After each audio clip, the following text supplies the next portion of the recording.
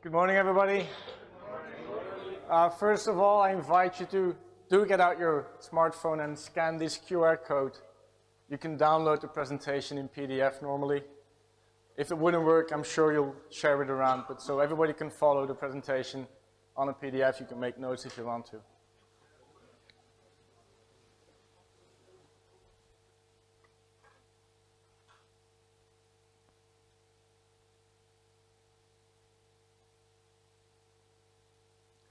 I will bring that back at the end of the presentation. If you then decide it is interesting, you can still download it.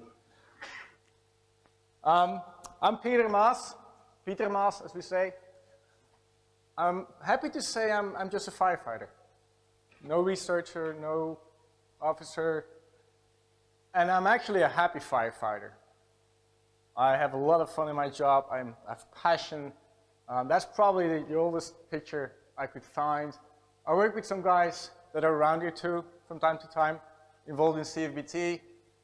That was my very first experience going elsewhere for training. That's Croatia, the CFBT training with people from all over Europe. And the happiness in my job, well, maybe it has something to do with my boss, who values happy firefighters, which is Karel, who explained yesterday, happy firefighters is what he wants. Well, it works. And then what I'm going to try to tell you today is the story of the Firefighter Mayday Program, where we started and where we are now and how we got there and the lessons that we've learned.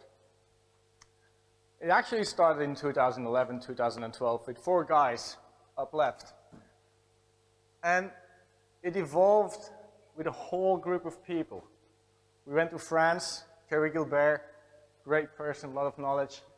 In Belgium, I had my wingman, Steve de Blauwe, who does amazing things. In Amsterdam, I actually got my own fire truck called Pieter. Joined that crew, that was fun.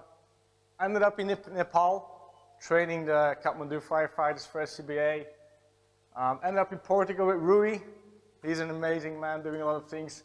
In Germany, Thomas is doing things. In Holland, I have Ralph and Stefan Klaes pushing things.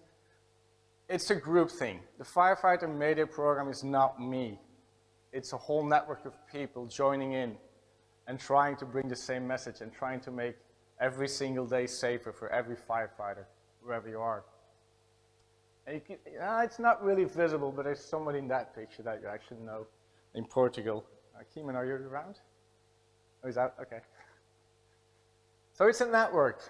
We have over 300 instructors using the program in different countries. We have over 10,000 people, firefighters, that used the program, that went through the program. And that was a fun experience. People started organizing fireground survival events based on the skills and the things that we teach and learn. There was a competition element in it, which firefighters very often really love, to have some competition. This started in Portugal, but now it's happening in France, Belgium. Here's some echoes in Holland, maybe, the Netherlands.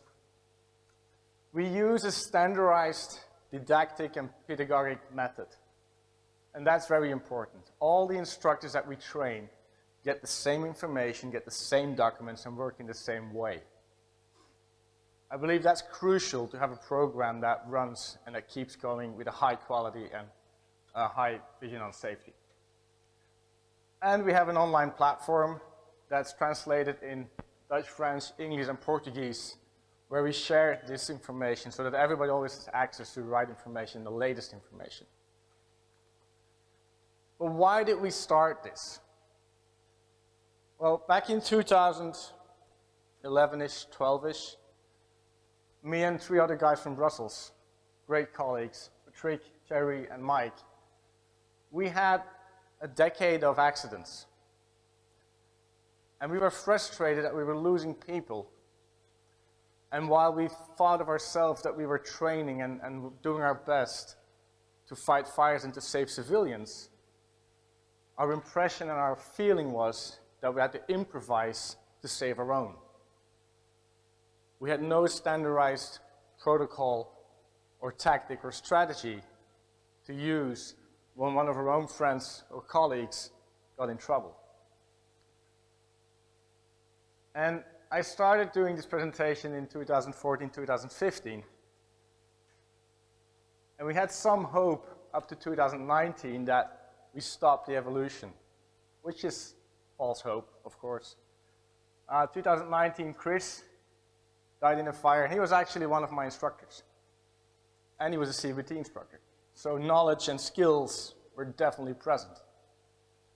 And 2 weeks ago, a year ago, we've lost our colleague and friend in Brussels. So it doesn't stop, which motivates us to keep going and keep pushing.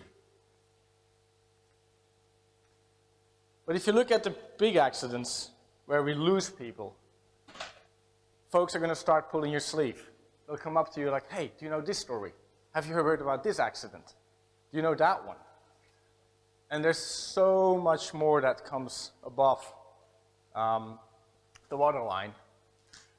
2009, Dixma, back in those days, you'd call it a freak fire. The house you're looking at is after the incident. And in that incident, 2 firefighters got severely burned upper torso to the point that they would never pick up their lives again the way they had it. Fire About Potatoes is a factory fire where a firefighter would lose his team. He ends up near a staircase at the outside wall of the factory. He has no radio. And he's running out of air. In 2015, no radio, no way to communicate. I'm in trouble. I need help. What he finally did, pulled out his cell phone, his smartphone, called somebody in the village, and asked that guy, can you tell the guys here that I'm in trouble and they have to get me out? And they got him out. He had some time in the burn center, but he's okay in the end. But nobody knows about those incidents, unless if we talk about them. Officially, we do very, very little with them. Through 2020, in the French-speaking part of Belgium, which Karel explained yesterday how the country is organized, so I skipped that part. We had a colleague trapped after a collapsed floor. First floor collapsed down to ground floor. He was trapped and he lost his arm in that accident. Now the difference, if you look at the pictures, is that 2020, we had the word Mayday. Before that, the accidents happened and there was nothing in place. But what we've been doing the past 12 years, the last situations, we can actually say there was a Mayday call. A firefighter in trouble used the Mayday protocol to call out for help in a correct way. And we had it in the French-speaking part of Belgium. Personally, I was sitting on the dispatch, on the radios, in 2021 in Brussels, when I suddenly heard Mayday, Mayday, Mayday over the radio myself. So I got a Mayday from an intervention that our department had.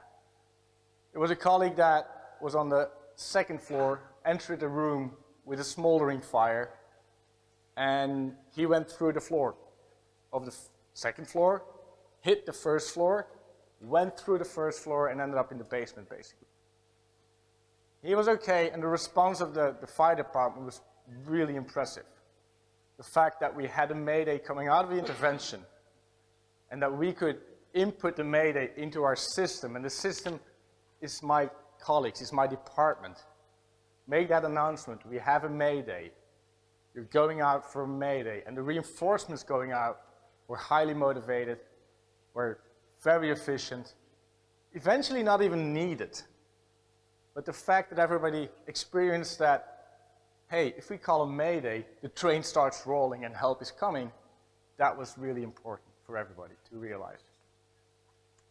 And then one of the last Mayday situations that was in Anderlecht, we had 3 colleagues trapped with 2 civilians. And they've done several Maydays, and we needed almost half an hour to locate them and get them out eventually. We got them out just in time. Minutes later, that compartment, that area of that building went to flashover. Now, on top of all that, we know, because of information we get, this is not official, but we know in the last 5 years we had over 100 accidents occurring at fires.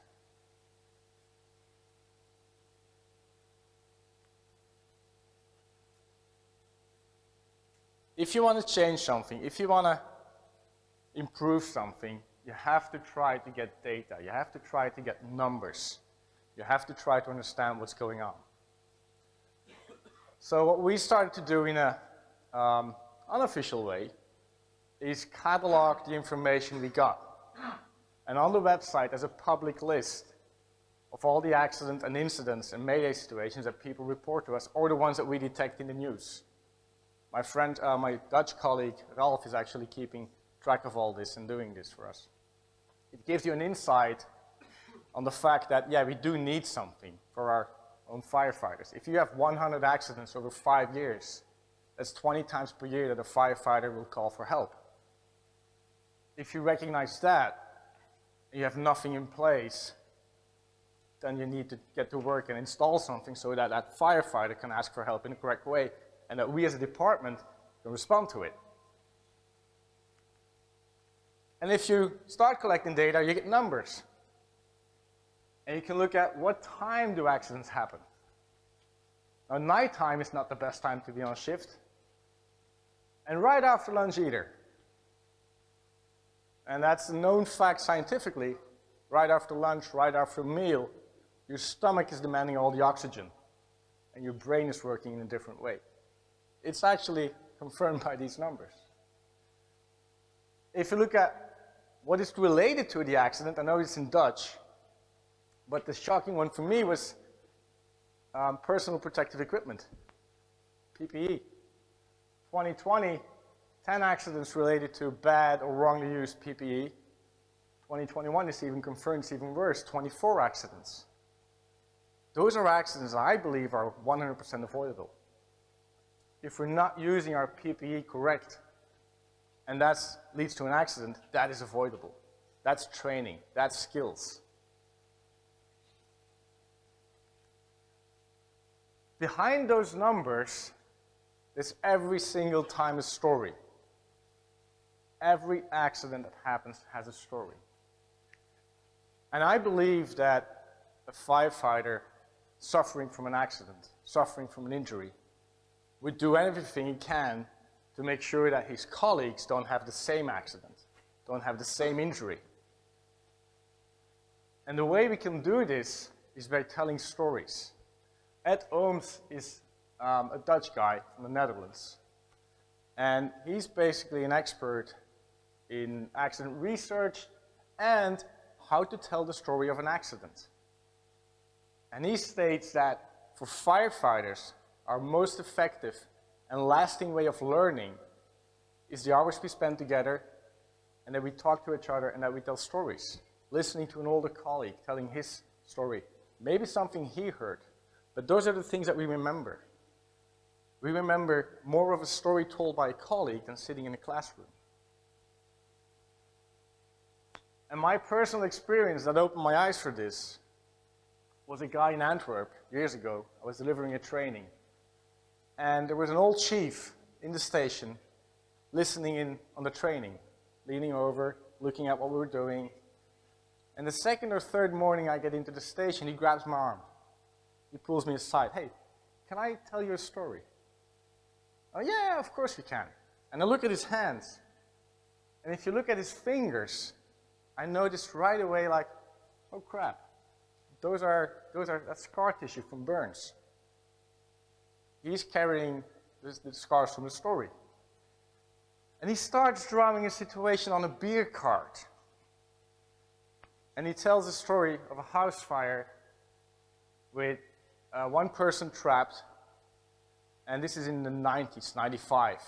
And he goes to the backside of the house with a high-pressure hose line. And he starts to go into the back door for an interior attack. Smoke is about halfway the door. He has some visibility. And he yells back to his colleagues, put a light in the door. To this day, he still doesn't know why he said that. But he did. He asked the colleagues, put a light in the door. He continued to the second door, kitchen area, smoke banking down even further, and he goes into the kitchen in search for the old lady. He will encounter what he describes as a flashover. Smoke goes to the floor, extreme heat, unbearable, he has to get out. Goes down on his belly, loses visibility completely, right away, can't see a thing, and wants to use his radio to call for help. Radios in the 90s, they had buttons really small, so he pulls out his gloves, takes off his gloves, burns his hands right away.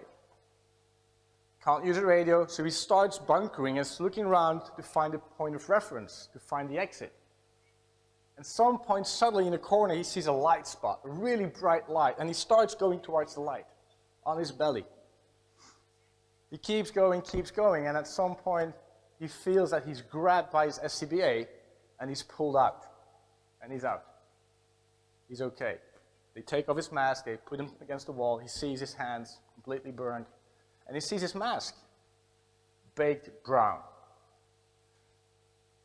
Something to know, the first thing that's been affected by heat of your gear is your face shield. That's the first thing that will react to heat.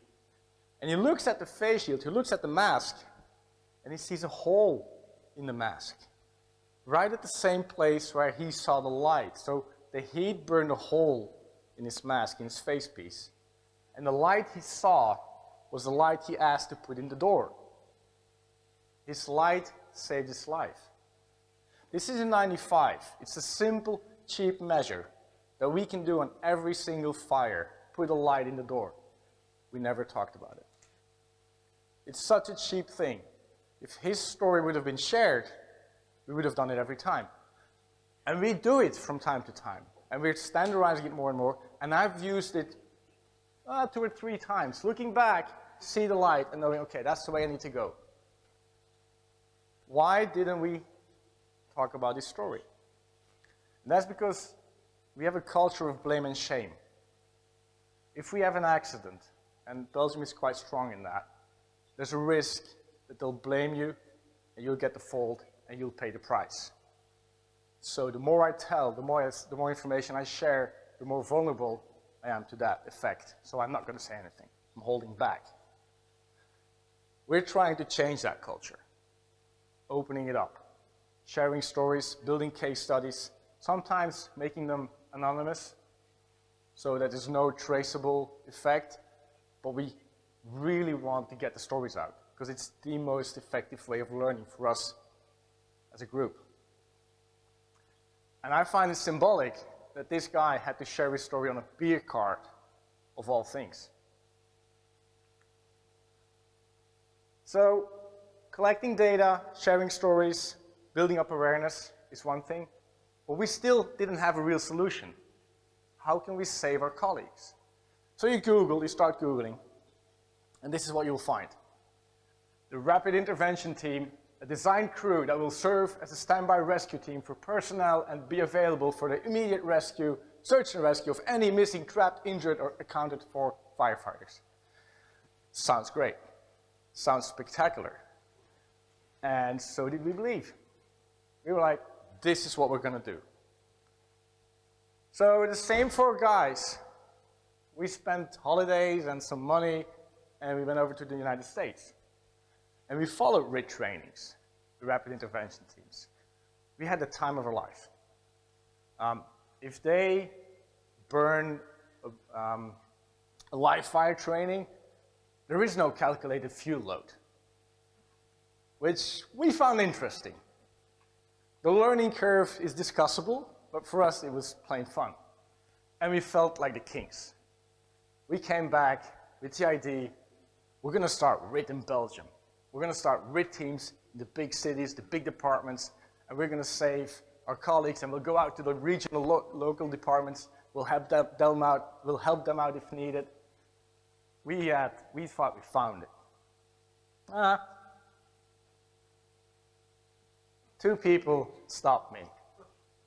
John McDonough, which has been mentioned before, really gently mentioned, Peter, you should actually do some more research and look into that documentation that I'm sending you over. This might not be the best idea. John. Karel, on the other side, 10 years ago, developing his human skills, you will not do that. All right. My reaction, the only thing I could say, why? was the only thing I could utter. Thing is, they had an answer. They actually had the documents and the information for the why. Why you will not do this. It's research by Steve Kreitz. Rapid intervention isn't rapid. It's based on a lethal accident with Brett Tarver. And the thing that really shook me awake, that concerned me, was the date. We went to the States 2011, 2012 to train for rig training. And they throw me a report, a research document out of 2003, 8 years before, saying it's not working. Crap. So I started digging into this story. I had to know what's going on. Brett Tarver and his team responded to a supermarket fire, a large volume complex building. The fire started outside in the Bravo Charlie corner. It was a dumpster on fire. They couldn't put it out right away because there were high voltage electricity cables above and they had issues with that. So the fire kept going for some time and the wind was actually pushing towards the building. Brett and his team are sent to the Alpha site and they have to go inside to check for people still in there and to check for fire extension. There are two shops here that will check first, which are negative, all clear. No smoke, no flames, nobody in there. The third time they go in is the main shop. And straight away they notice there's kind of a haze high up. The shop is 5 meters high. That's the ceiling. Above the ceiling there's a void of 2 meters to the roof. And they see a little haze below the ceiling, but they probably never understood what was happening in the void above the ceiling. They do decide to take a line. We'll take a hose line with us. And they go with 4 people on one line, and they advance towards the Bravo Charlie corner where they suspect the trouble. And indeed, they get to that corner, to that storage area, and they discover a fire working in development. So they start working on the fire, doing what they have to do. And quite soon, Brett Tarver is a huge guy, very muscular. He goes on his whistle. And he turns around to his team leader, goes like, I'm on my whistle, I should go out. All right, team leader goes like, with 4 people in, 4 people out. It's like, this is a wise decision. They all 4 go out. The team leader tells, we turn around, we follow the hose line back out of the building.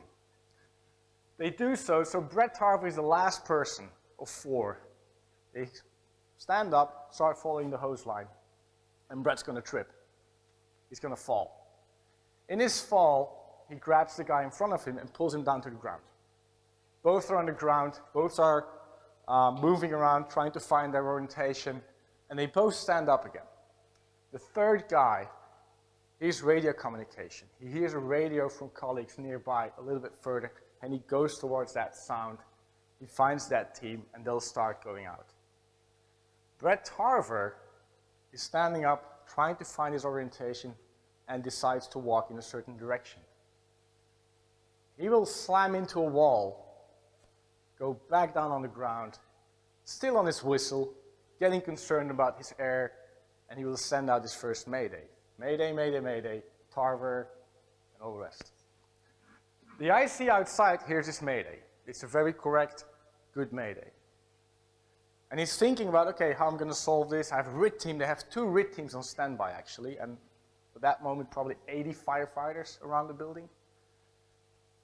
And he's building up the response to the Mayday, and he sees 3 guys coming out of the building.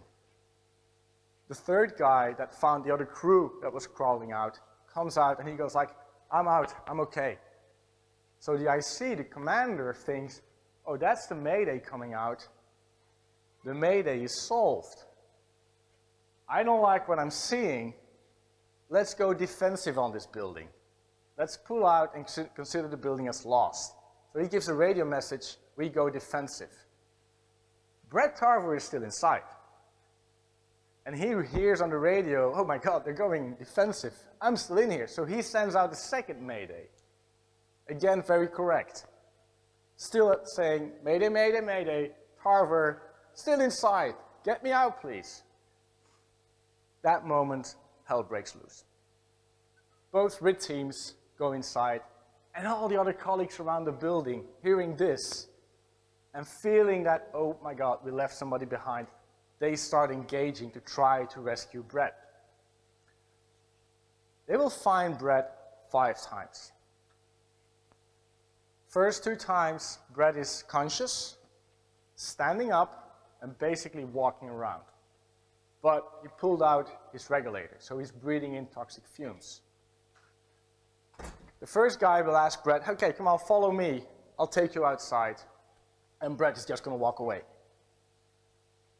The second guy grabs Brett, wants to pull him out, and Brett just knocks him down. He starts to fight physically. He's defensive with his colleague.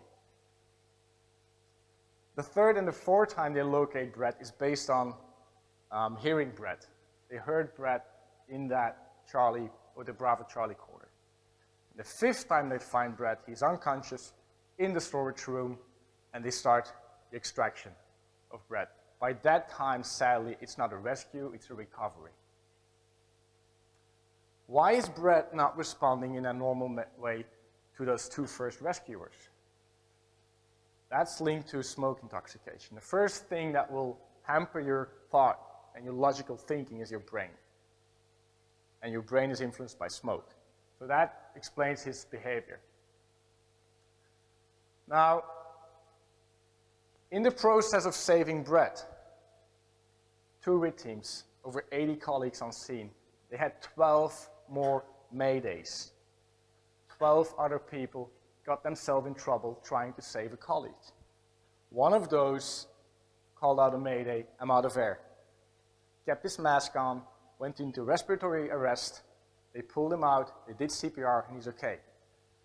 But 12 more Maydays trying to save one. So Steve Kreitz, who is an officer at the department, was like, what the heck just happened? We had good Maydays, we located the guy 5 times, we had 2 RIT teams, we had 80 plus colleagues, and we couldn't get him out. What is wrong with our system? So he started a research project, and he recreated the scenario that Brett was in.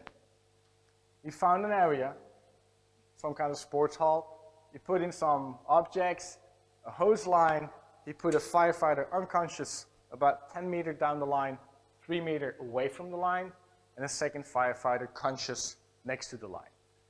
And he gave 200 times the same order to the RIT teams, go get the colleagues, get them out.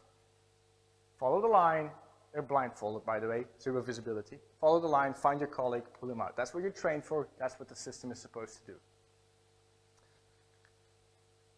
He found out that on average, in those conditions, which are straightforward and easy, slick floor, nothing too bad, on average, it takes 21 minutes to locate the colleague, prep him for extraction, and get him out.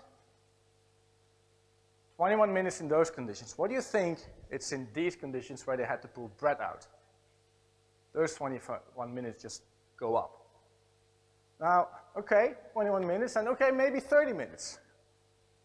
What's the deal? This is the deal. The time we can function, the time we can survive, is determined by the air we have in our bottle. And in the US, in those days, they had smaller bottles, 5 liter, and lower pressure, 200 bar, which gives you 1,000 liters. Which, if I follow what they used to tell us in training, if I consume 40 liters per minute, will give me 20 to 25 minutes. Which is an issue if you know that you need 21 minutes. Oh, but in Europe we're much better. In Europe we're doing much better. The 320 bar is what we do in Brussels. It's not a rule, I've learned this morning. But we have 300 bars, 6.8 liters. We have more than the double of air to work with. We can do this. And we only consume 40 liters per minute, which was that was what I was taught. That's what was in the book. I keep coming against the same guy. couple years ago, Karel did research on search and rescue. How long does it take to do search and rescue in certain conditions? And he also looked at air consumption. That's what's in the book, 40 liters per minute. Going without a hose line is already 70. Going with a hose line, 84. And going towards a fire with a hose line is up to 100 liters per minute. I think going towards a colleague, trying to rescue your friend, is probably even more. Which means that if we have 2,000 liters, we Europeans, we're smarter, it's back down to 20 minutes. If you know this, RIT, knowing the air consumption, knowing the conditions, you get one of these teams. Kamikaze pilots. It's suicidal to send people in as a RIT team. So, it wasn't very helpful for us, because we still didn't have a solution. We only were coming across more problems, more trouble, more challenges. And I'm a problem solver. By nature, I try to find solutions, if possible, as simple as possible. So I gave myself some time to look at firefighter culture and differences between USA and Europe, because we really did learn a lot in the USA. We've learned a lot of useful skills, things that we still use. But I also learned a huge amount in Europe. The difference is that in the States, it's very skill-driven. They will train to react. We have a Mayday, we have a problem. How can we solve that? Let's create a RIT team to react to the Mayday. On our side of the ocean, okay, we had a problem, we had a Mayday. How can we solve that? Let's look why it happened. And let's try to have our firefighters to implement the knowledge that they can analyze the situation, they can understand the fire behavior, and they can predict what's going to happen and get out in time. I literally had discussions where Carl was saying, we're not going to have any accidents because I'm going to train people so good that they will get out of trouble before the trouble happens. I didn't really agree. And we do still have accidents, so it still happens. But these two is a difference in approach.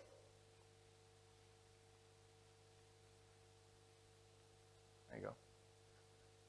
So keep that in thought, a different approach. I learned that the best Mayday, indeed, is the Mayday that never happens. That's our first line of defense. If we have 100 Maydays, and we can avoid 50 or 70 or 80 by doing more and better training, that's the best solution. It's also the cheapest one. So it made me wonder about this specific accident. Why is Brett Harvard dead? Why didn't he make it out? And as Bill said, they have written huge reports. 100 pages internally, 20 pages CDC, videos analyzed, so you can find a huge amount of information on this incident. It's pulled apart as much as you can. But I never found the real answer. Brett Harvard was given the order to go out, follow the hose line. And he tripped. He fell. Why do you think somebody falls walking towards an exit, following a line? Could it be? Yeah, but I'm standing up, I'm not falling. No. There's no smoke here. There's no smoke. So I can walk around, be safe, be okay, be stable, no issue. We were training firefighters in 2010 and later. If we have zero visibility, I can't even do it correctly anymore, but it was swiping your arms, stay upright, and walk like that in smoke. We trained firefighters something called, literally, blind walking, blindlopen. I was like, what? Because imagine Brett Tarver. Okay, we go out, follow the hose line. Yes, sir. Oh, no visibility. Go down. Still no visibility. Down to the hose line. Out I go, over the hose line. Can I fall? Can I trip? 30 seconds, I'm out. Why, for God's sake, didn't Brett have that reaction if he has zero visibility? Why, for God's sake, were we still training people standing up, doing a robotic move, thinking it was safe? Getting to this insight was life-changing for me. This is when I knew, okay, we have to restart. We have to look at our base level skills, and we have to look at every single firefighter, and this has to get better. It's not about the special RIT team that's highly skilled, highly trained, selective, exclusive. It's about every single firefighter. We can avoid so many accidents if we all become top-notch experts in interior firefighting with SCBA. And we were not at the time. But there's still the issue about some people willing to implement training to improve on the prevention side, and me saying, no, no, no. We do need to do something if the shit hits the fan. It's an illusion to think that it always goes to plan. How do you balance that? Well, Ed Harton is an American fire chief, and he's the guy behind CFBT USA. So he has this CFBT insights and vision. But mandatory by law, he also has to implement RIT. So he has to combine both. I was like, that guy can help me. He knows how to balance it.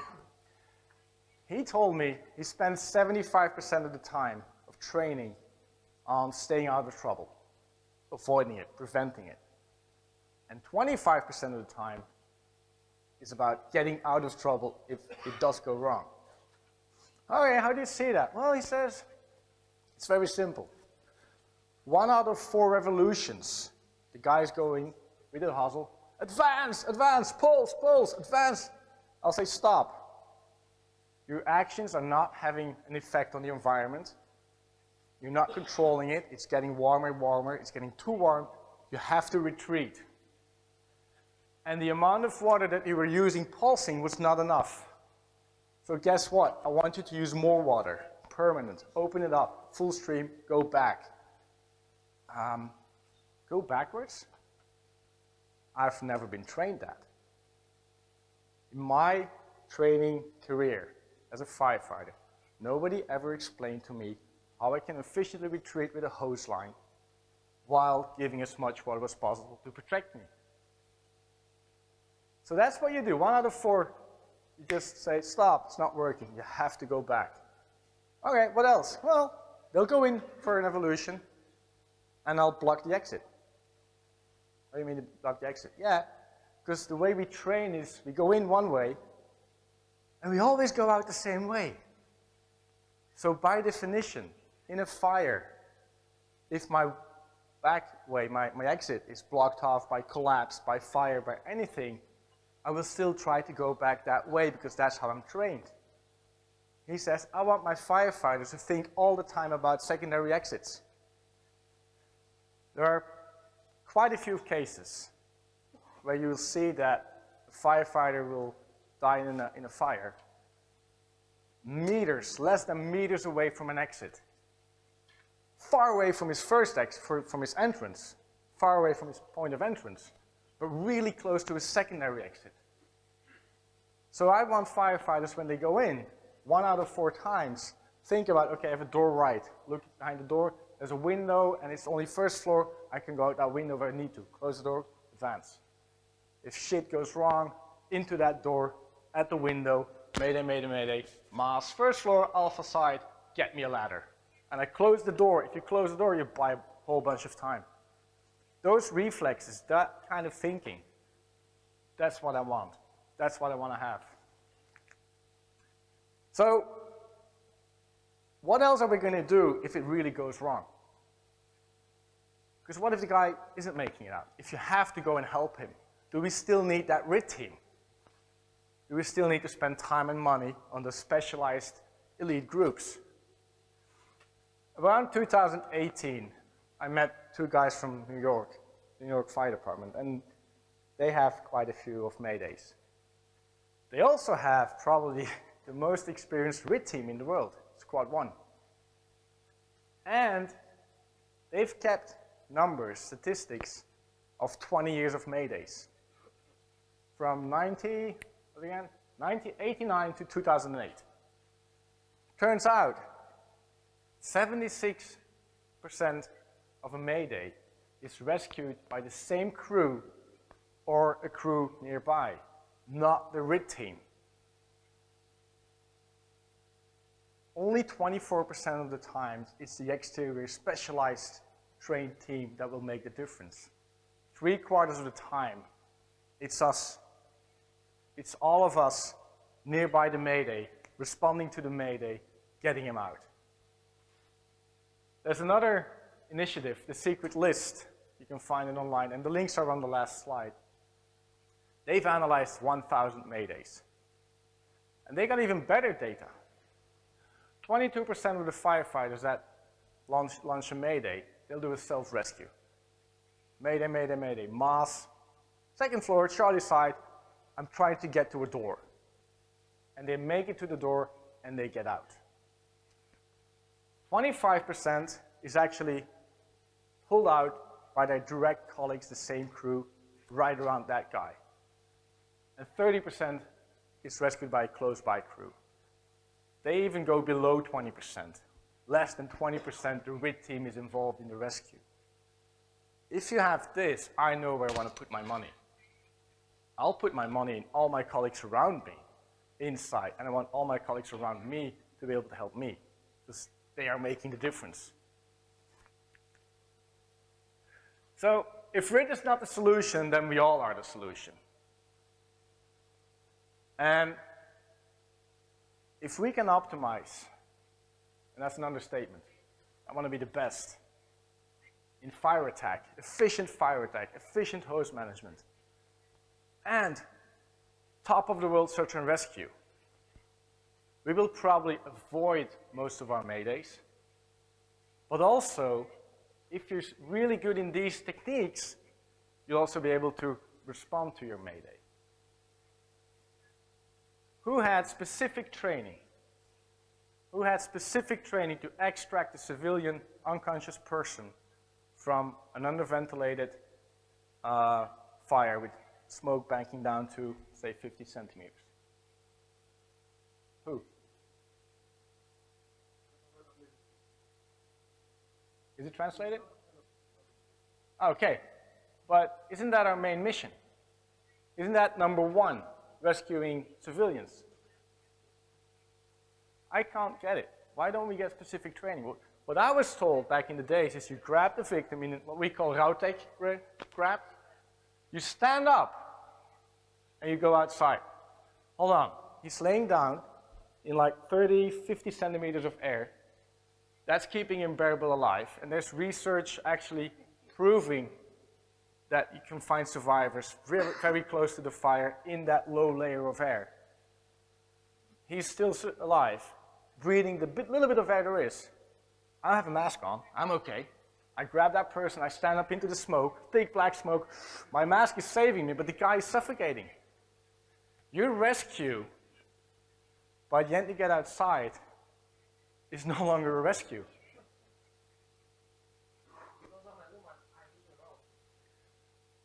Good. If you have techniques to drag them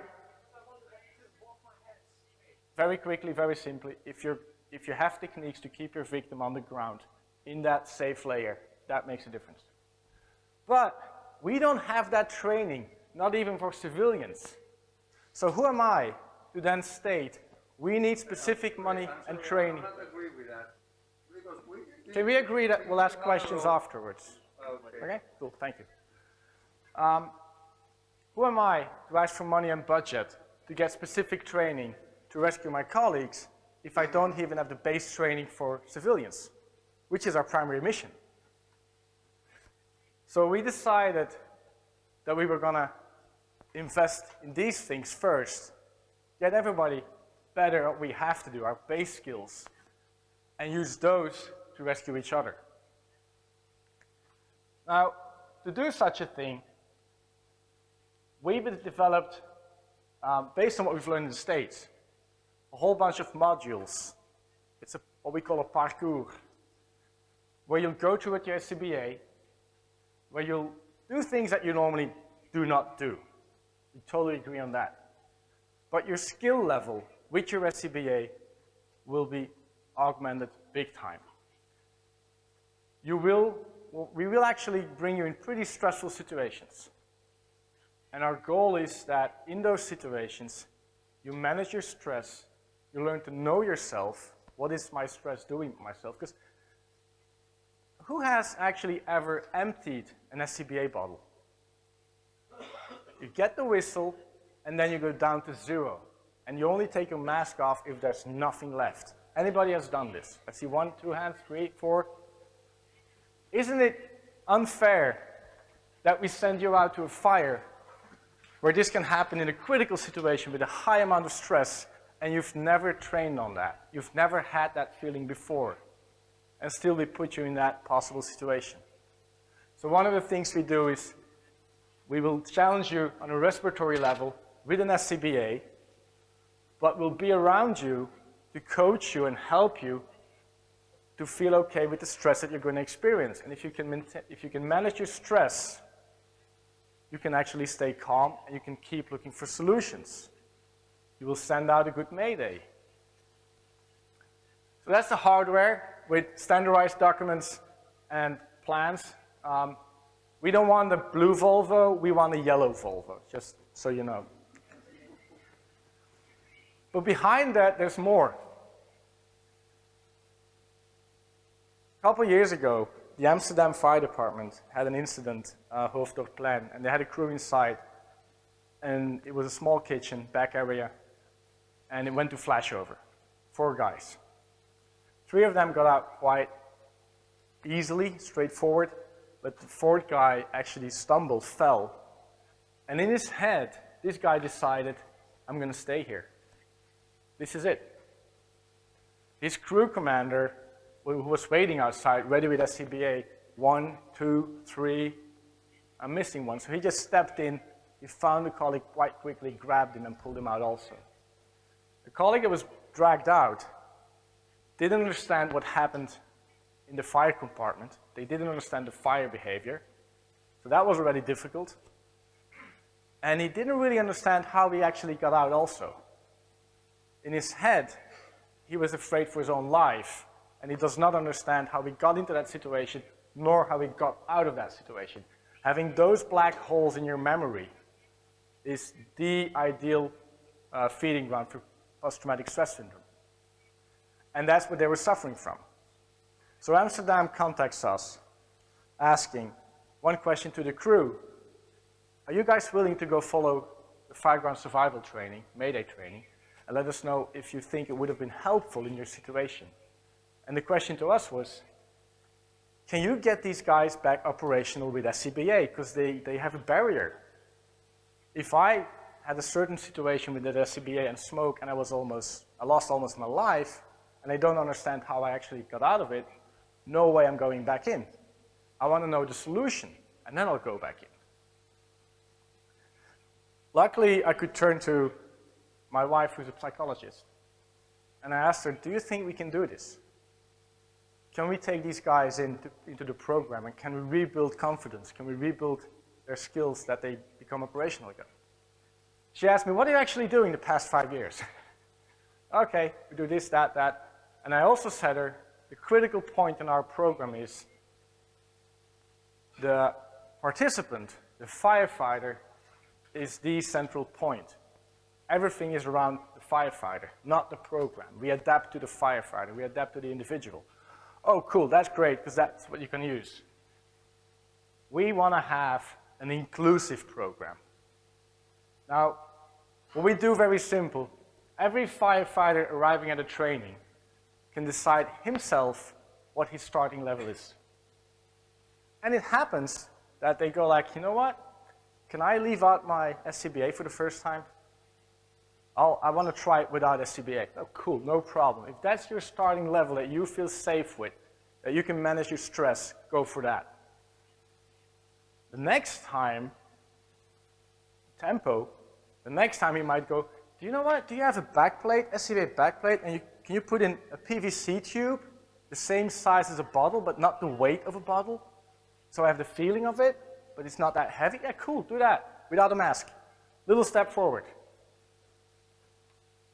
And they will determine the level they start with, the tempo they advance, and they will also tell you, I feel really uncomfortable doing something my both arms up front or not reaching my mask. It scares the shit out of me.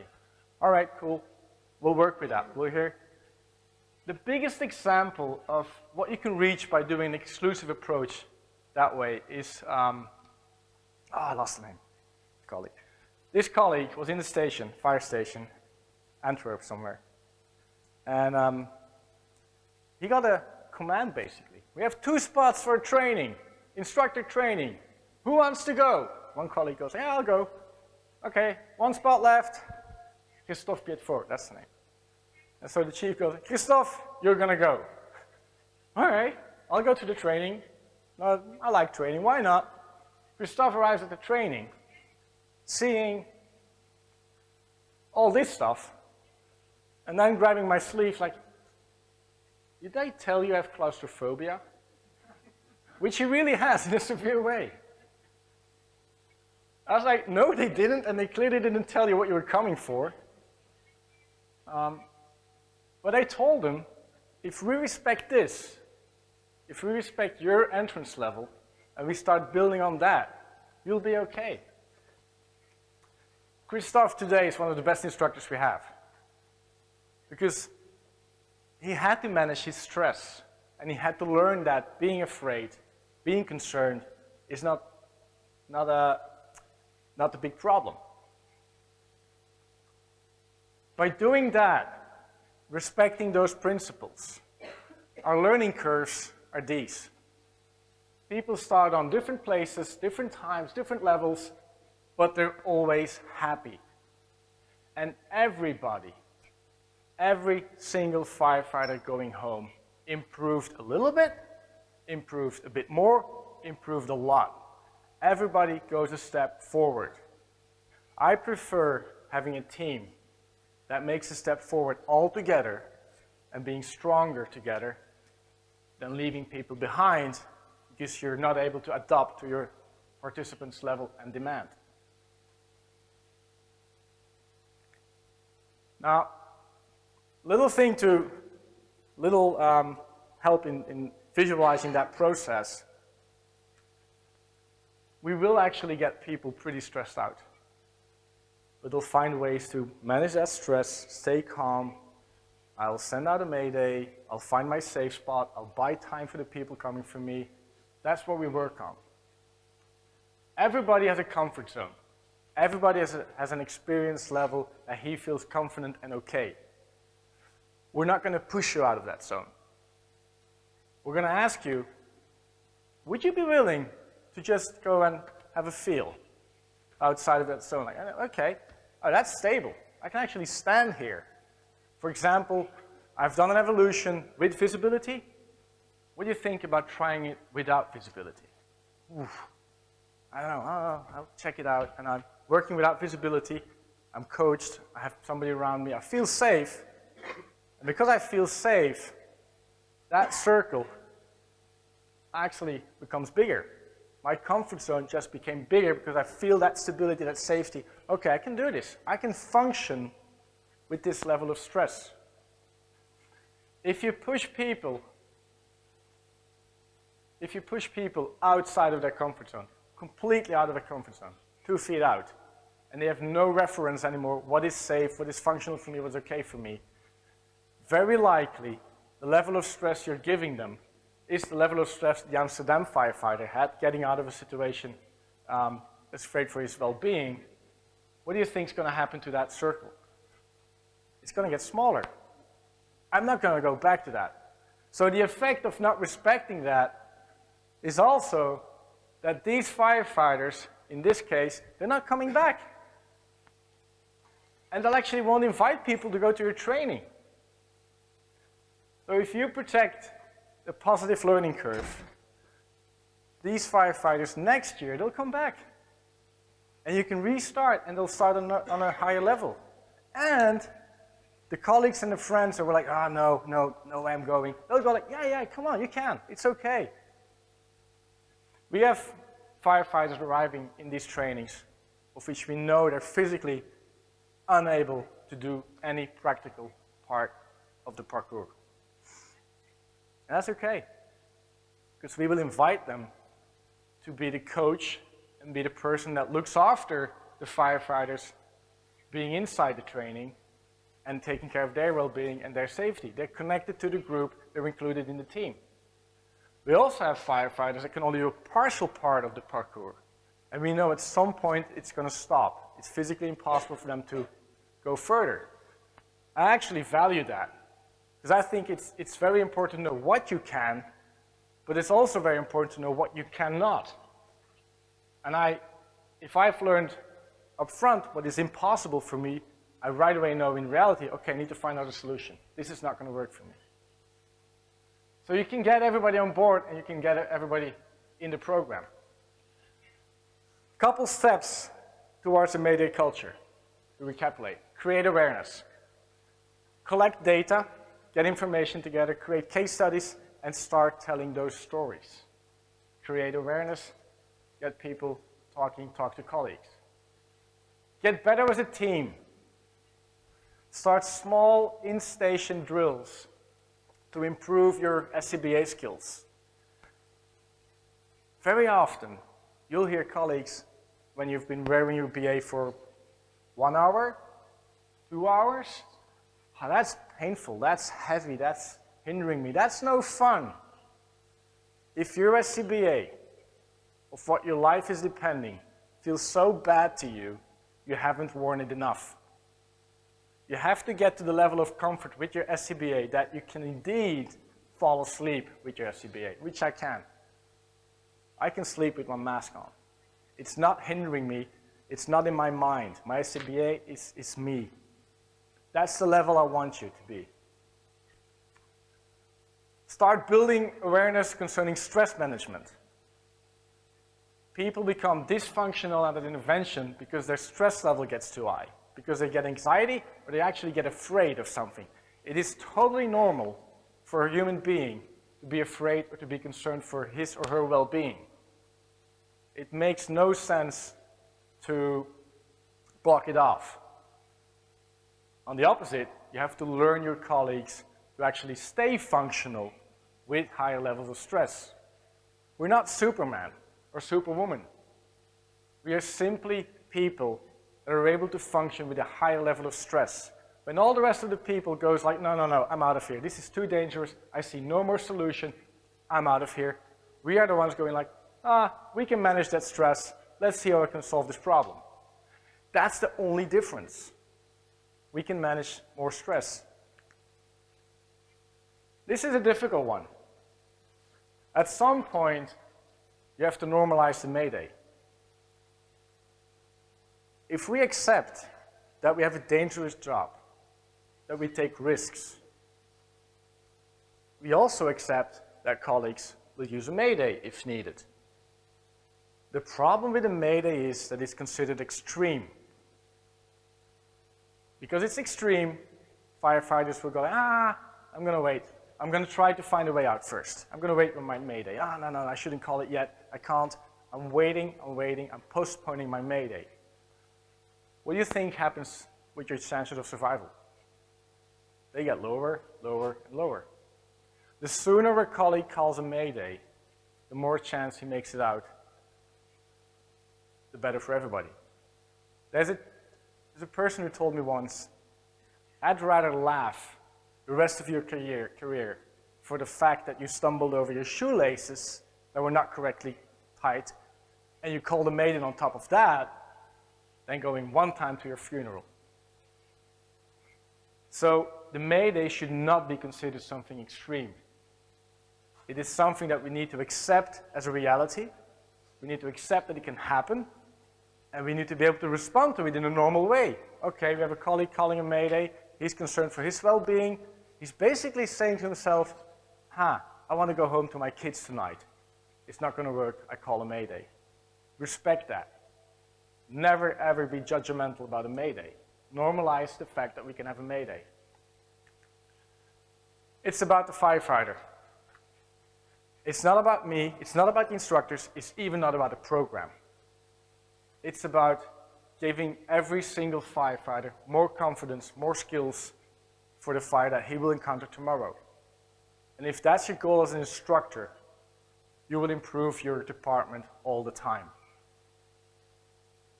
Somebody who had a positive experience will come back. Make sure people go home with a positive learning experience.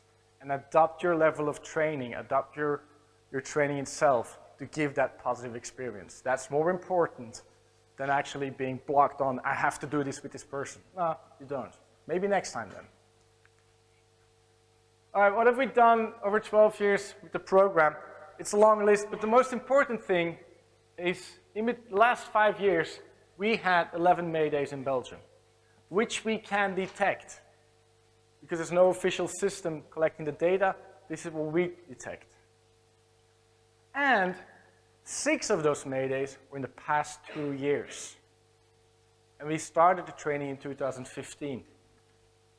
So obviously, guys are actually using it. It has a place. My biggest surprise personally was we give a 8-hour training, 1 day of training or a couple blocks of training in evening sessions sometimes.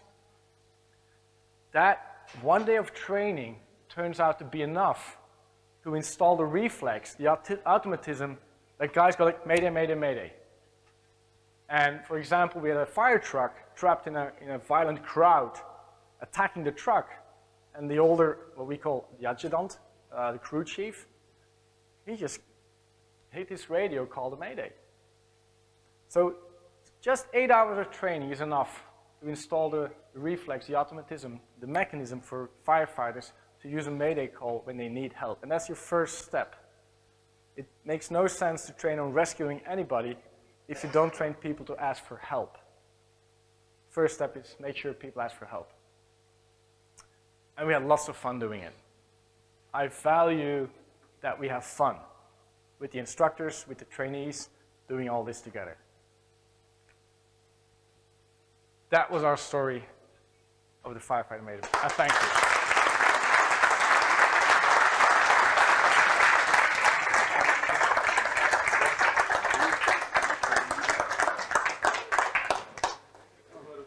Are there questions? Yeah, I have questions. Thank you, sir. Παιδιά, ρωτήσουμε λίγο κάποια πράγματα. I have to. Sorry about the interruption before. That's okay. All right. About the rescue, to rescue a person from the ground. Under ventilated fire. Yeah. We have some things here. The ground is not straight. Very often here in Greece. We have stairways, stairs, steps. It's a little bit difficult about that. Same in Belgium. And the other question I have, it's about some kind of psychological thing. Okay, I understand about Mayday, but here in Greece, I'm 23 years in the fire station. Okay, it's a little bit humiliate. Yeah. You know that. Yeah. It's a little bit difficult because I remember myself before 10 years. If I do that thing, all the people are laughing at me. Yeah.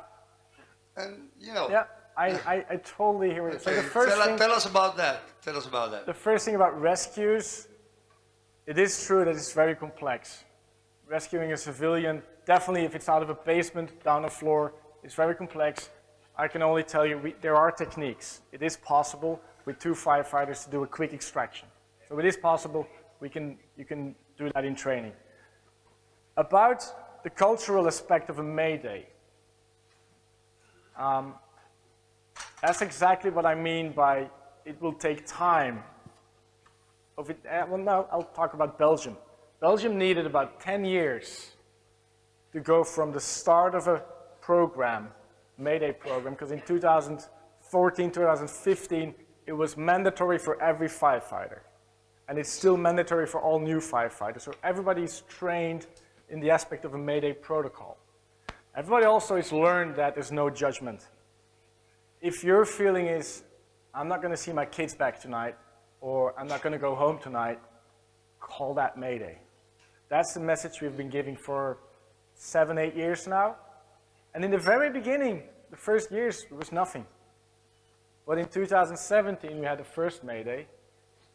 18, 19, 20, more Maydays. In the last 2 years, we had 6 Maydays. People are accepting that it is something you can use for your personal well-being. And the people around you, I value it, and my colleagues value it, because it helps me to take care of you. If you call that Mayday, I can help you. And isn't that what we're about? Isn't that exactly what brotherhood is supposed to be? So it takes time, it's culture, but you have to take away the burden of judgment. And Rui Leite, who is in Portugal, has the same issues with the same culture, but even he's getting there. Just one more question. Yes, no problem. Peter, thank you very much for your presentation once more. One of my, studying the REIT thing in the United States and regarding training and all this stuff, I was always concerned about the props they have been using and you are also using. So these all represent a specific type of structuring and building homes, okay? This type of, with all the inner wooden frames and wooden floors, joints, and gypsum boards and stuff like that. So here in Greece, this is, until now, this is not the case, okay? So, is the homes, the houses, the buildings in Belgium are built like that, or the props you use represent a specific set of skills required apart from the buildings themselves? Okay, because if we want to build something here that it will have to work, we have to build skills on the firefighters and link this to reality. Okay, our reality, building-wise, is different. So are different the possible dangers. Okay. Do you think we would still have to stick in this kind of props that build these skills? It's not linked to buildings. The props we use are not linked to buildings. It's linked to specific didactic pedagogical learning goals. That being said, we've redesigned the props, and some of them actually 10, 20 times, a centimeter more, centimeter less, this is working, this is not working. So we redesigned them. Every single one of them has a risk analysis. Every single one of them has measurements or measures in place for the safety of a firefighter. And that's also why we think it's important, if you want to work with these props, that we stay involved in the process of training the instructors to safeguard quality of training and safety. Just as an example, last year, the end of last year in New York, a trainee has died in a prop because he was pushed beyond his limits and he went into cardiac arrest. So you are absolutely right. It's a risky thing to use.